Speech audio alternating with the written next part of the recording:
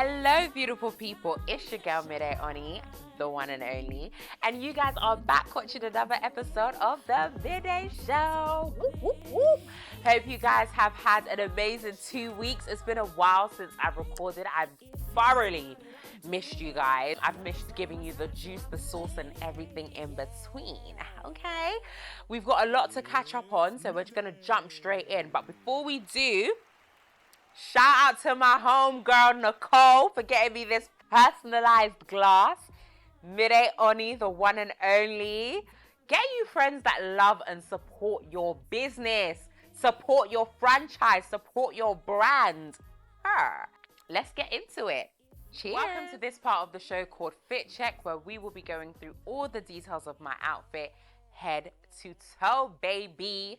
So let's get into this dress. This dress is from Naked, N-A-K-D. And it was on sale for £30. And it is absolutely stunning. Do you know what? I love this dress because I feel like a Greek goddess. That's what I feel like. I feel like it's very complimenting to my body. I would say I'm a tall babe. I'm 5'8", but I definitely feel like it elongates my features. Ugh, I'm just a stunning woman. Thank you, God. Anyways, I love the asymmetrical lining at the bottom and at the top. I just love this dress. It's one of those dresses that you will be seeing me wear consistently. These heels are from Shein. I've worn them before, and I've told you guys that these are not walking heels. They are simply just for sitting down. My earrings are from Hair Shop. They're dupe Chanel earrings. My ring is from Shein. I've worn this ring before, and my watch is Michael Kors, just like an old watch that I have. My hair, as per usual, is from Done by House of Hair. So I had half up, half down that you guys saw, but I literally just readjusted it. Put some flat wefts at the sides. This is kinky straight hair, by the way, 24 inches. I'll give you guys a spin so you can see the hair in all its glory. Betty. Look, I don't even know what this particular style is called, but I'm absolutely loving it. It's so cute. And that's that. Cheers. Welcome to this part of the show called The Gist, where I will be going through everything that is happening in our community, whether it's locally, globally, or nationally. Let's get into it. First on the agenda, we have the Peckham Hair and Cosmetics, which I previously spoke about, where the owner of that shop savagely strangled a black woman in his shop due to some sort of refund exchange issue. There's been a lot of controversy surrounding this topic in regards to whether she was in the wrong, he was in the wrong, and there's been a lot of people chiming in on the situation. As it stands at the moment, he has reopened his shop after about 3 weeks to a month of not opening, and now he is saying that the shop is basically empty, is desolate, and people are not coming into the shop, and people are also stopping others from coming into the shop. That has resulted in his family allegedly only being able to eat bread. My thoughts on the situation, having researched the whole situation, I do think that walking out of the shop with items you were refused an exchange, obviously that's against the law, granted. That would never and should never warrant anybody putting their hands on anybody. Now, when watching the footage, you see that she hits him with a basket, which was wrong, and he proceeds to defend himself and strangle her. My thing is, I'm not for women hitting men. I'm not for anybody hitting anybody. Putting your hands on anyone is wrong, point blank, period. But I do think that men need to understand their strength. If a woman is hitting you, you can restrain her by holding her arms. She can't move. You're stronger than her, realistically speaking. For you to use your big hands and place it on her neck and strangle her to the point that her eyeball was nearly popping out, that is absurd and it is wrong. Nobody can justify that action. Absolutely not. The backlash that he's received in regards to people no longer shopping in his shop, I'm not against that either. Fuck around and you find out. You cannot do that and think that that's okay, especially when there's a lot of issues surrounding the Asian community and their lack of respect for black people. So this isn't just, oh, he's just strangled this woman and now we're just on a bandwagon of, oh, we're not going to support these people anymore. No, there have been many incidences where they have categorically shown that they do not regard the people that essentially profit their lives. It's not nice that he's claiming that his family's only eating bread, but there's a lot of ways that you can eat bread and it can be good. Make it with egg. You can add beans. You can put cheese on toast. There's lots of ways. So the fact that you're still eating, that in itself is privilege. First and foremost. Yeah? Second of all, I don't feel like I personally have seen an apology for your brutal behavior. Yes, we are aware that what she did was wrong in terms of hitting him and taking the product without paying or stealing, like people would say. But there's no justification for this man putting his hands on her. I also want to touch on this podcast called Wise Monkeys Podcast, which is a very stupid name, by the way. But anyway, they were talking about this incident, and obviously they've put out clickbait where they're laughing at the situation. They're making banter of it. So a group of black men sitting on the seat, and this other lady, I don't know what her ethnicity is, so I'm not going to speak on it. And the clip that they've put out is a clip where they're basically joking about it. Obviously, I got wowed up. I was like, what the heck? Why are they laughing? This is not a funny situation. And I thought to myself, Midday, don't get worked up over a 30-second clip. Go and watch the podcast, because you're always getting on to people that they should actually watch the full episode instead of making a prejudgment. So I went on and I watched the episode, and they definitely have good points in terms of like seeing it from different perspectives and giving an analysis on different angles. One of them mentioned that they didn't like the fact that it was made into a race thing. And I think that is very ignorant to say. Reason being, that would have never happened had it been a white woman. I can almost guarantee it. Because there is a reverence that is given to white women. He knows that the court of law, the law will not be on his side if he strangled a white woman. Nobody can tell me otherwise. Whether or not she came into the store and refused to give an exchange or refund, whatever the story is, I don't care. I can almost guarantee he would not have strangled her had she been a white woman. Because the fear of the Lord, I've said it already, the fear of the law would be upon that man. So I think it is ignorant to say that it's not a race thing when they have categorically treated black people less than. This is not an isolated thing. This is not a one pony show. It happens regularly. I myself have experienced it going into an Asian-owned hair shop and being treated less than, being spoken to very disrespectfully. So unless you're in the shoes of a black woman or black people that go into the store, I think you need to have a more rounded approach when you're discussing it. Also, regardless if you're trying to shed light on the situation, I don't think it's a laughing matter. Wise Monkey Podcast. I don't think it's a laughing matter to be speaking about a woman being nearly killed.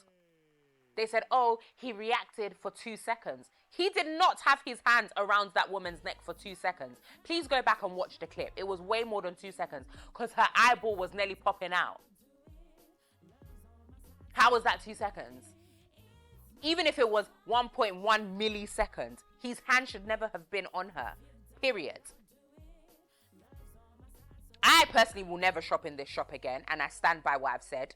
I say it with my whole chest. I don't give a heck what anybody has to say. I'm only shopping in black-owned shops moving forward. TJ on Wharf Road. I will be going there. Even if I have to walk the extra mile, I will go there. Because these people don't respect black people. They need to not be servicing us and disrespecting us. So continue to eat your breads. And like I said, just remix it. Add pepper, add onion, add salt. The breads will be nice.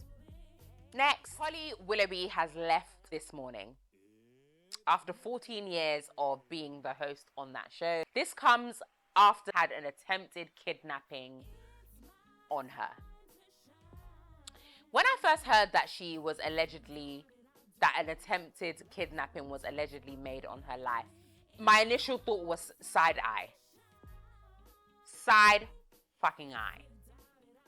I'm not gonna lie. And then I had to be like, oh, Mide, don't be negative. Like, this woman has experienced something that is very traumatic, and, you know, empathize with her. So that's where I went. I went down that route, even though my initial thought was like, But then I decided to say, just check myself in it and just be like, babe, don't be giving people side eye when they're talking about their trauma. Then the picture was released of the man who allegedly tried to kidnap her. And my initial thought of side eye quickly returned. The picture of the man, I don't know if you guys have seen the picture. I will put it right here. He is larger than life. He's a big man. Where was this man going to run to with you? Just taking you down the stairs, he would have been out of breath. And I'm not saying this in a disrespectful way. I'm saying this in a scientific way. Okay? It brought me back to my original thought. Side eye, Holly Willoughby. Holly Willoughby. Side eye. I'm not saying it didn't happen, but I'm saying there's holes in the story. To me. Unless he had a team of people that were going to help him, I don't really see how this would have happened. Because when you're kidnapping, from what I've seen, you have to be swift. I don't see that happening. Do you get? Literally a week later, she gave in her resignation. And now people are focusing on the fact that she has a lot of trauma and that she's scared and XYZ. As opposed to allegedly the fact that she knew about her co-host, Philip Schofield's nasty behavior. Now people are looking at her with empathetic eye as opposed to a you condoned nasty behavior eye. All this speculation is up in the air. We don't actually know what has actually happened, but I am looking at her sideways, 100%. I am. So I'm giving major side eye. I don't know if you can see the side eye from here, but I'm giving it intensely. We'll see what Holly Willoughby has to say. If she does say anything, if she gives a statement or anything. Good luck to whatever endeavors you have in the future, Holly Willoughby. So there is a new reality show called In Love&Toxic. It is series 2 of Blue Therapy from last year, created by Andy Amadi. I hope I said his name right. And it is such a good show, guys. I cannot scream about how good it is. I think it's well produced. The storylines are amazing. The people on the show are very well put together. I love the fact that we're seeing black people in such a glorious light. They look very well put together, aesthetically pleasing. They articulate themselves quite well, the majority of them anyway. There's a few of them that... Let's move on. I just think it's literally London's Love and Hip Hop. There's this scene in particular is my absolute favorite. I'm not going to ruin it for you guys, but it gets pretty ghetto. In a good way. Not in like a, oh, this is too much, this is too toxic, I can't watch it. It's like, whoo, I wonder what he's about to do next type of way. You know what I mean? Guys, go and watch it. I am for it. Andy, come here. If you need anybody to host the reunion, I am available, ready and willing, okay? I think it's amazing that black people are being in creative spaces. This is on For Reality on YouTube. And just the fact that people are being recognized in larger spaces. I'm always going to celebrate black wins. They posted it on the Shade Borough and a lot of people were saying, oh my God, this is fake and I'm not watching it. It's this. It's not every day be miserable. I am convinced that a lot of you wake up just to be miserable. And I say it already, that's why your edges are going. That's why a lot of you are aging more than you should. That's why a lot of you are not going to succeed in life, because you're haters. You're miserable. You don't want anyone else but yourself to succeed. Why? Therapy is needed for a lot of you. I keep saying it. It's time you lot take heed to what I'm saying. Just support your black people. We always say, oh, it's time to support black people, until it's time to support black people. Anyway, that's my 2 pence. I haven't watched the second episode just yet, but from the first episode, they've introduced 3 couples, Tunde and Marie, who is this girl is stunning. Whew, beautiful girl. Sean and Ray, who are probably my least favorite couple. And I can't remember the other name of the couple, I'm not gonna lie. For me, I'm giving it a 9 out of 10. I think it's a phenomenal show. Well done, Andy. You've done an amazing job. It's a very good show, guys. Go and watch it. And I will keep you updated on the juice, the sauce, and everything in between. So Lani Good has decided to get into her Mona Scott Young bag and has created a show called Baddies UK.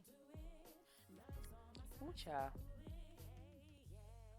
I'm not enjoying the name Badderz. I'm pretty sure that the name Badderz is associated with like being a whore or a jezzy. I'm not really excited about the name. However, I do like the fact that a lot more black people are doing things that put them in creative spaces and making shows and whatever and XYZ. I am for it. Just to start off there, let's start off on a positive note. However, I will say, on the first day, that you land on the country, you're fighting already. There's no build-up. There's no storyline. We don't know anything that's happening. Maybe there is a storyline. Obviously, we don't really know because Lani hasn't released any information on when this show is going to be released. She hasn't given us a lot of information about it. We have just seen snaps and clips from different people, so we don't actually know what's going on. This girl looks possessed. She looks very scary. I believe that's Rain Doll. I believe that's Rain Doll, who already is quite a problematic person on TikTok from what I've seen. Allegedly, she has been accused of many fraudulent scams. Number one being she had a wedding with her ex-partner where they came in their Ashrabi. People came from different countries and it was a scam. There was no wedding. The venue was empty. She's also in a property developer, allegedly, and she rents out Airbnbs and apartments and things like that. And there have been a lot of complaints about the fact that she's basically a crook, long story short. This is what they are saying allegedly, not my words, okay? So it could be that the girls there have a bone to pick with her and it's on site. That might be the reason why we've just seen them fighting out of nowhere. On one hand, I am for the entertainment. I love Ratchet TV. I probably am the only person online that will openly admit to saying, I love me some Ratchet TV. I love that ghetto shit. So I'm always going to be for it. Let's just see how this plays out. I'm very, very indifferent here. On one hand, I'm for it. On the other hand, it looks very not well put together. But just from these clips, like I said, we need to see the full story, XYZ. It's going to be interesting. 100%. And I, for one, will be subscribing and watching and giving y'all the tea. Okay? Cheers. Congratulations are in order for Davido and Chioma, who have recently given birth to twins. Double for your trouble. Now, those of you that don't know, Davido and Chioma, around this time last year, unfortunately, they lost their first child, Ifeanyi, who drowned in their home pool. Fast forward a year later, they have given birth to twins. How amazing. This is such a blessing to their family, especially everything that has happened, losing their child and then the cheating allegations that came out maybe like a couple months after. There were two women that came out to say that they were pregnant. As it stands, the first woman that came out and said that she was pregnant allegedly said that she miscarried. And then the second one, Anita from America, such a vile woman. This woman really went out of her way to speak negatively on Davido, on Chioma. She was even going as far as to speak negatively on the loss of their child, all in the name of getting clout and saying that she was pregnant for Davido. You see how God works in mysterious ways. This woman went online to get a picture of a woman having an ultrasound. She cut off the head of the woman and said, "Oh, me and my baby." The internet being the internet, they Googled that picture so quickly and found the original picture and said, "You and who? You and which baby? Omo, this is not you." She deleted the picture and then the next day said, in this difficult time, I would like to ask for privacy, alluding to the fact that she had miscarried. Girl, there was no baby there. You wanted to ruin this man's life. And I'm not saying Davido is innocent, by the way. But you wanted to ruin this man's life. All for what? For clout. That's why they say clout is one hell of a drug. It's a disease. Yeah? But anyway, we're not going to focus on that. We're going to focus on the joy and the brilliance and the amazingness of this situation. Congrats to Davido and Chioma on their child. Wishing you guys all the best. Hopefully, Davido can keep his sausage in his pants this time. You lot will have a blissful marriage moving forward. Congratulations, guys. With the story concerning Mohbad's RIP, it's basically a murder mystery at this point. It's given telenovela. Now, if they do not make this Mohbad murder into a Netflix special, then I don't know. Now, I've been keeping up with the story, obviously, and it has been a mess, to say the least. So many people have been accused of murdering this man. So many people have been accused of being in cahoots leading up to his death. Names including Naira Marley, Sam Larry, his wife, Prime Boy. It's been a mess. And I spoke on this situation last time, and at the time, the accused party was Naira Marley. Now, before I get into that, I will speak about the actual results that have been confirmed by the police. They have run an autopsy, and the conclusion of that autopsy is that Mohbad died through negligence of the nurse, who was not even a nurse. The dose or the injection that she allegedly gave Mohbad led to his death, and that's how he passed. If you guys want to find out more information, then go and watch this video on YouTube where they're speaking about it in full detail. But like I said, the actual results of his death is the fact that he was injected with a substance by this untrained nurse in an uncontrolled environment, and that led to his death. Now, Marley was initially accused of the death. It has turned out that he allegedly not responsible for the death, but the police have arrested him and he is in custody for bullying Mohbad, allegedly. At this point, I don't know what to believe. I don't know what to believe. I don't know where the information keeps taking me left and right. I don't know again. But what I will say is that I'm going to go with what the police said, even though I don't necessarily believe Nigerian police. Yes, I said it. But I'm going to go with what the police are saying for now, because it's just all over the place. One thing I want to address is the Malians. I'm speaking directly to you Malians now. Because the last time I put a clip on the internet about the Mohbad situation where I said allegedly,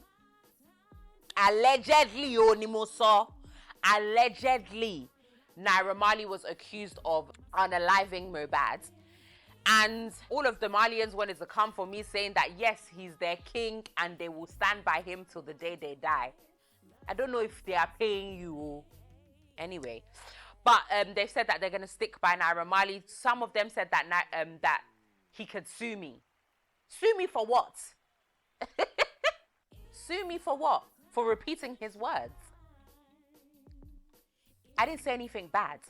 I didn't say he did it. I said allegedly. If you go back and actually watch the full episode of the show, you will hear what I said instead of opening your mouth and just saying rubbish. Everything that I said that he's a gangster is facts. He had 100+ cases out against him. Again, facts. My first question, if I'm going to get sued, in which country? London or Lagos? Which country am I going to be sued in? Because if it's in Lagos, please, let it be in December so I can do that in December. Okay? While I face the law. I also want to parry. Do you get it? Let's make it make sense. And what are you going to sue me for? Defamation of character, for repeating your words. I find it quite interesting that it's cool to be a gangster on the roads, but when a little old journalist is repeating your words, then all of a sudden it's a problem.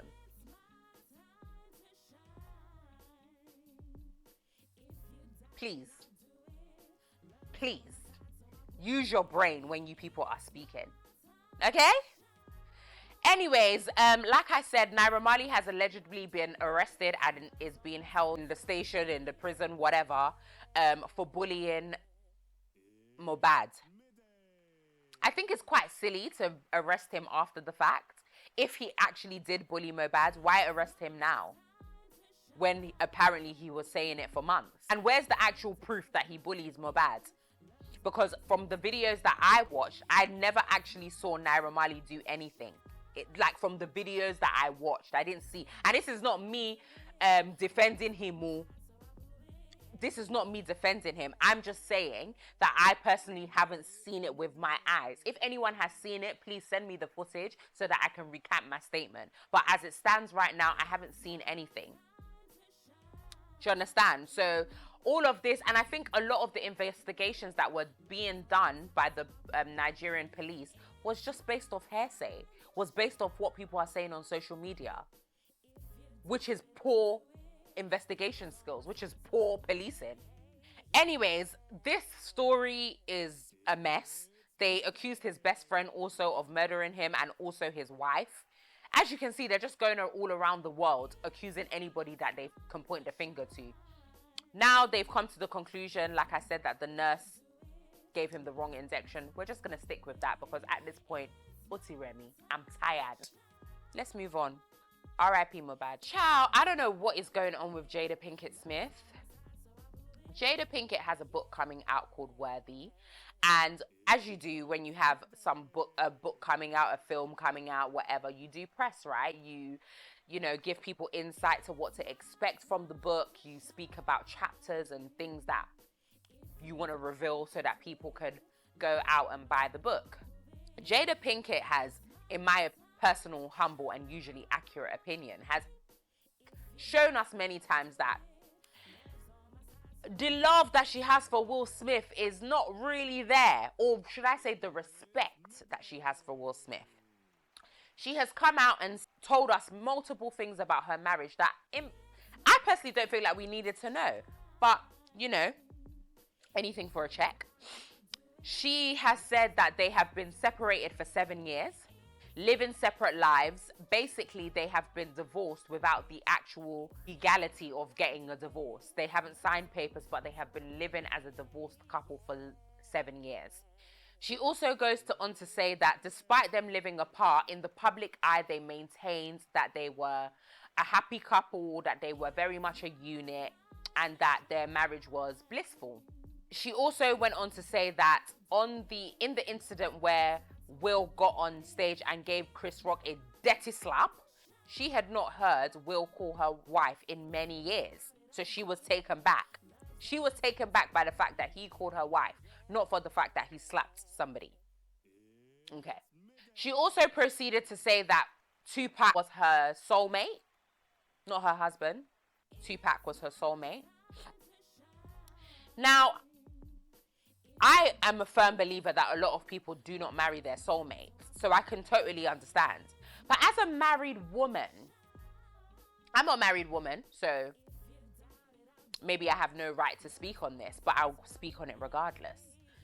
As a married woman, I don't think it is in the best practice to speak about your soulmate who isn't your husband and to speak about it on the internet. I personally think it's quite disrespectful, but I can't speak on Will's behalf. Maybe he's not disrespected.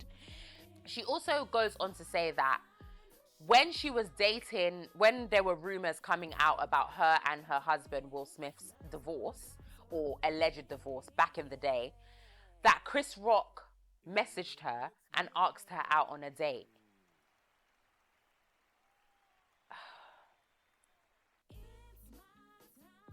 I have no words for Jada.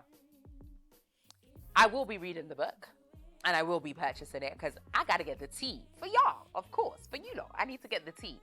Just keep your relationship offline. I do think this is quite messy, but that's what I'm here for. I'm here for the messiness. I'm here to give you lot the news. I'm here to report to you guys what the celebrities are doing. So I'm here for the mess. Let me not lie. Her. This week's shout out of the week goes to Beyoncé. She did 56 shows and killed every single show.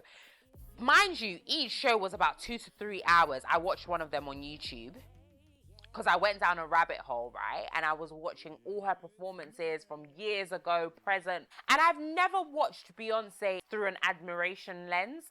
I've always kind of just watched her as, oh yeah, it's Beyoncé.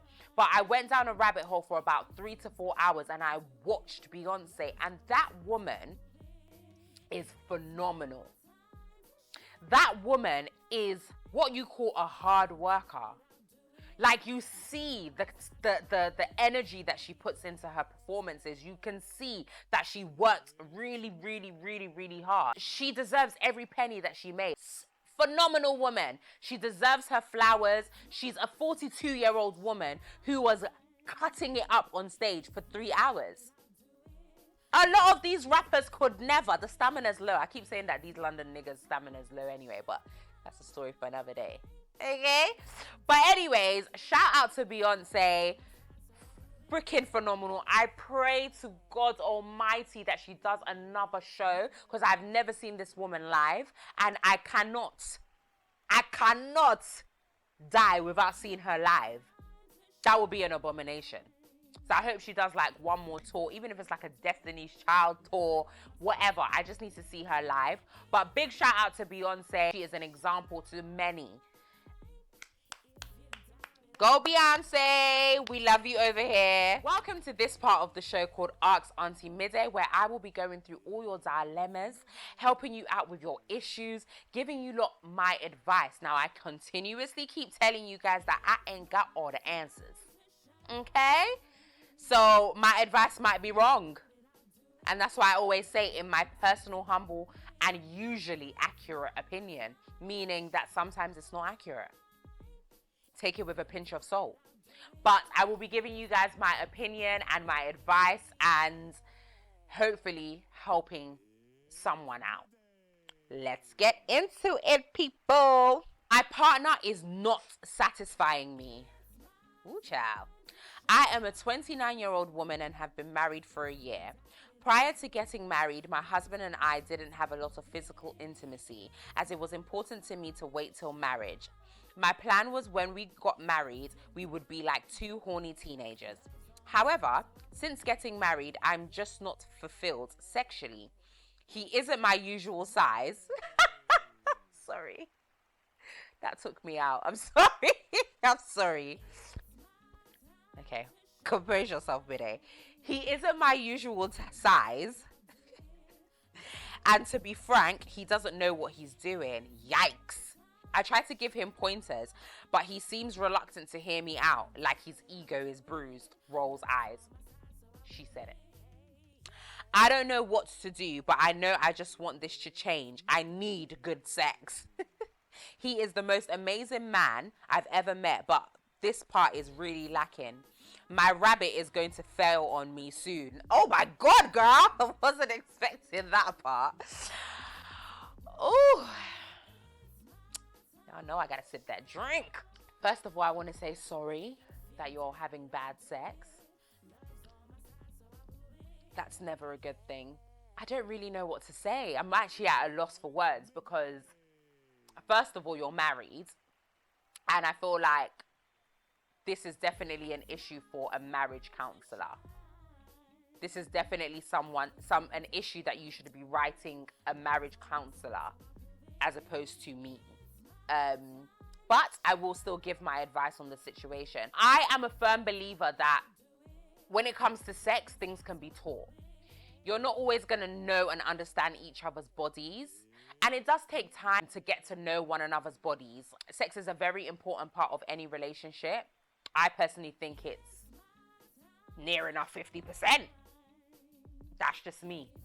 And if you're lacking, it could lead to a whole range of trouble.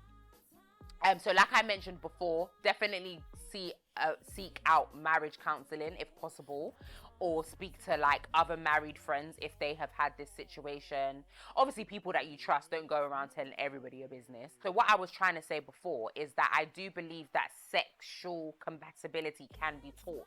It can be built. My only worry here is the fact that he's reluctant to hear your tips. With men are babies. Most men are babies. You know, you have to put the most now before everyone starts crying. Most men are babies, and you have to talk to them a particular way for them to really adhere to what you're saying.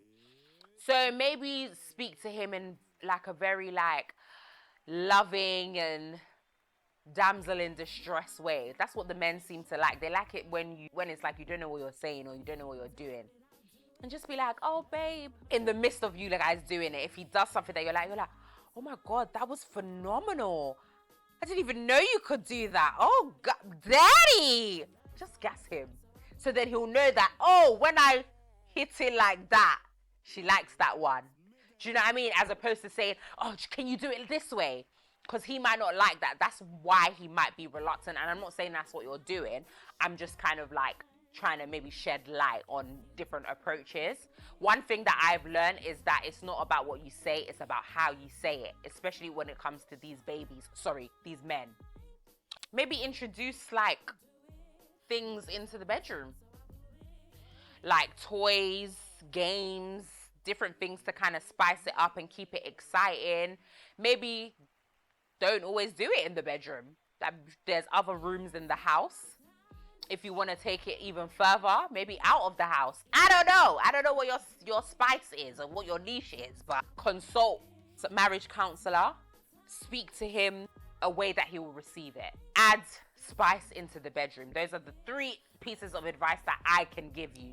I'm not married, so I don't know the ins and outs of marriage. And obviously, because you're married, it's not one of those situations where you can just walk away. And in regards to it not being the type of size that you're used to, I'm so sorry, but that took me out. For me personally, I work around it. I love a big dick. Anyway, try and work with what you've got, is what I can say. I don't think that it is always about size. It is sometimes about how the person uses it. Not if it's like a gherkin. If it's like a gherkin, then I mean, there's not much you can do. But things can be taught. All the best. I hope that you begin to be satisfied and that your husband begins to pleasure you in ways that you could have never imagined. That's every woman's dream. All the best, my love.